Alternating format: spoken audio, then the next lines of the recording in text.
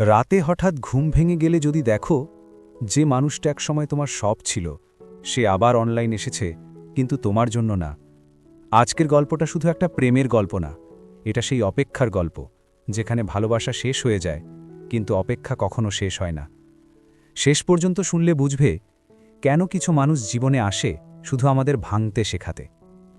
রুদ্র আর মেঘলার পরিচয় হয়েছিল একেবারে সাধারণভাবে, না কলেজে, না অফিসে। তাদের প্রথম কথা হয়েছিল একটা কমেন্টে। রুদ্র একটা কবিতা পোস্ট করেছিল, ভালোবাসা মানে কাউকে পেয়ে যাওয়া নয়, ভালোবাসা মানে কাউকে না পেয়েও ভালোবাসা।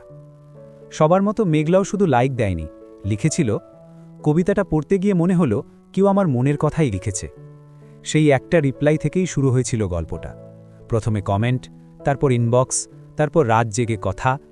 ধীরে ধীরে তারা দুজনই বুঝতে পারল এটা আর শুধু কথা নয়, এটা অভ্যেস হয়ে গেছে।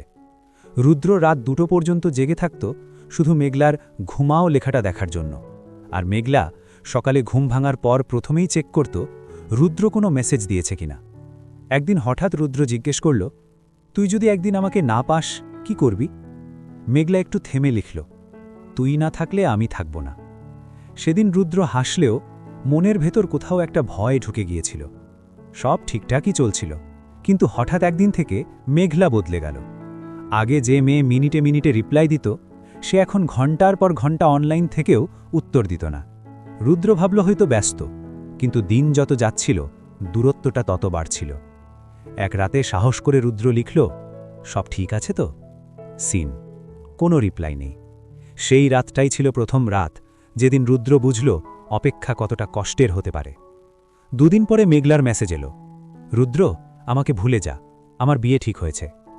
রুদ্র স্ক্রিনের দিকে তাকিয়ে রইল, কিছু লিখতে পারছিল না। অনেকক্ষণ পরে শুধু লিখল, খুশি থাকিস। মেঘলার রিপ্লাই দিল, তুই রাগ করিস না প্লিজ।